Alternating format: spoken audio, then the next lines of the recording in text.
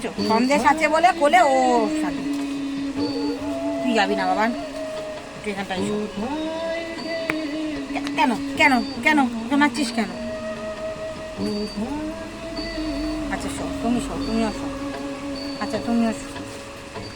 এই দেখো তো সন্দেশ সুচ্ছে বলে ওকে মারছে এর পেটে এত হিংসা না মেরে ওকে নামিয়ে দিল বেচারা শুয়েছিল